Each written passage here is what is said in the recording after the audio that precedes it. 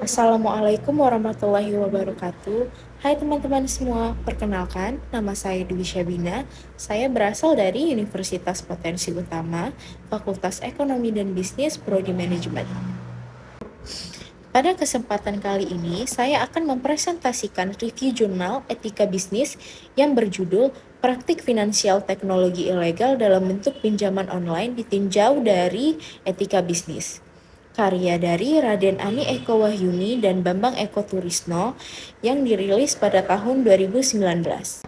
Presentasi ini membahas tentang fenomena maraknya pinjaman online ilegal serta bagaimana praktik tersebut ditinjau dari sudut pandang etika bisnis. Adapun sistematika pembahasan presentasi ini terbagi menjadi 5 bagian, yaitu yang pertama abstrak atau temuan penelitian, kemudian yang kedua pendahuluan yang berisi tentang landasan filosofis, teoritis, empiris, dan normatif. Kemudian yang ketiga itu ada tinjauan teori yang terbagi menjadi 3, yaitu grand theory, middle theory, dan applied theory. Kemudian yang keempat itu ada pembahasan yang dimana berisi tentang fakta permasalahan dan solusi teoritis. Kemudian yang kelima berisi tentang menutup. Baiklah, kita akan masuk ke bagian yang pertama, yaitu abstrak dan temuan penelitian. Berdasarkan penelitian ini, ditemukan bahwa praktik pinjaman online ilegal berkembang sangat pesat seiring kemajuan teknologi finansial. Namun, perkembangan tersebut tidak diimbangi dengan kesadaran hukum dan moral, baik dari pelaku usaha maupun masyarakat. Penelitian ini mencatat bahwa sejak Januari tahun 2018 hingga April tahun 2019, terdapat 947 entitas fintech ilegal yang telah diblokir oleh OJK. Selain itu, praktik fintech ilegal banyak melakukan pelanggaran etika. Contohnya, seperti penagihan dengan intimidasi, penyalahgunaan data pribadi, serta penetapan bunga pinjaman yang sangat tinggi. Pada bagian pendahuluan ini, penulis menjelaskan latar belakang penelitian melalui beberapa landasan, yaitu landasan filosofis, teoritis, empiris, dan normatif yang saling berkaitan dalam menjelaskan fenomena fintech ilegal. Yang pertama, itu ada landasan filosofis. Secara filosofis, penelitian ini berangkat dari nilai dasar etika bisnis, khususnya prinsip kejujuran, tanggung jawab, dan kebaikan terhadap sesama. Penelitian ini juga menggunakan prinsip utilitarianisme yang menyatakan bahwa suatu tindakan bisnis dan hukum seharusnya memberikan manfaat dan kebahagiaan sebesar-besarnya bagi sebanyak mungkin orang. Dalam konteks ini, praktik pinjaman online ilegal dinilai bertentangan dengan nilai tersebut karena justru menimbulkan kerugian dan penderitaan bagi masyarakat. Yang kedua itu ada landasan teoritis. Dari sisi teoritis, penelitian ini didukung oleh beberapa teori utama. Pertama, teori etika bisnis yang menyatakan bahwa kejujuran merupakan fondasi utama dalam membangun kepercayaan, reputasi, dan keberlangsungan suatu usaha. Kedua, teori hukum utilitarian yang menekankan bahwa hukum bertujuan menciptakan kesejahteraan sosial dan melindungi kepentingan masyarakat luas. Kemudian yang ketiga, ada prinsip hukum kontrak yang mengharuskan adanya itikat baik dalam setiap hubungan hukum, termasuk setiap perjanjian pinjaman online antara penyedia layanan dan konsumen.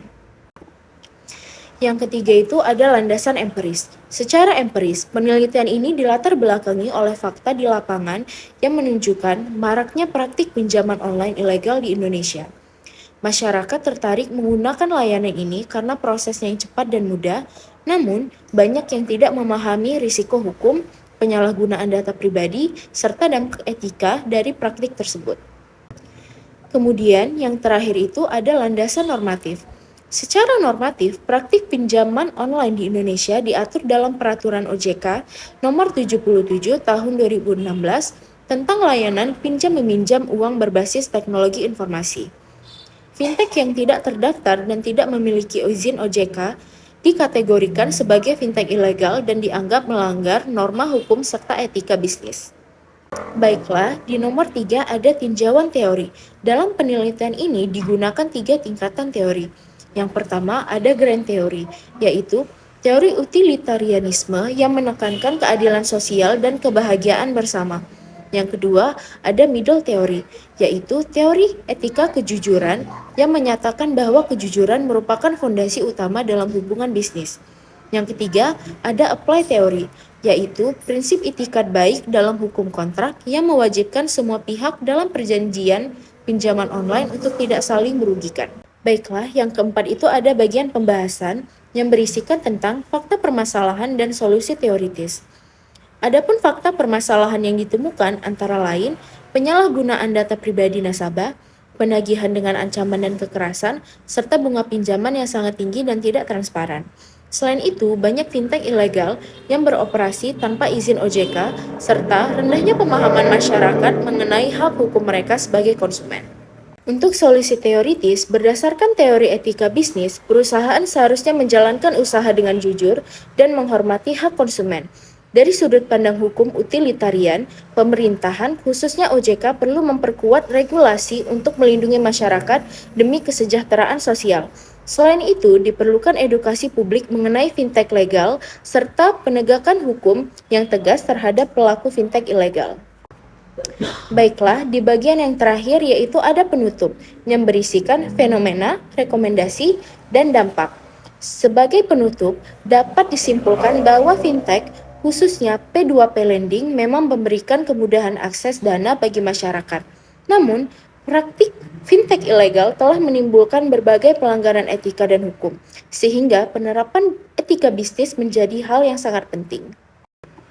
Rekomendasi yang diberikan antara lain, pemerintah perlu memperketat pengawasan terhadap fintech ilegal, masyarakat diharapkan lebih selektif dalam memilih aplikasi pinjaman, dan pelaku bisnis harus menjunjung tinggi etika kejujuran serta tanggung jawab sosial. Jika etika bisnis diterapkan dengan baik, maka akan tercipta kepercayaan publik dan reputasi yang positif bagi industri fintech. Sebaliknya, jika diabaikan, dapat meningkatkan kriminalitas dan menurunkan kepercayaan masyarakat terhadap sektor keuangan digital. Baiklah, demikian presentasi yang saya sampaikan. Mohon maaf apabila ada salah kata dan terima kasih. Thank you. Kamsahamnida, merci beaucoup untuk semua teman-teman yang sudah menyaksikan video ini.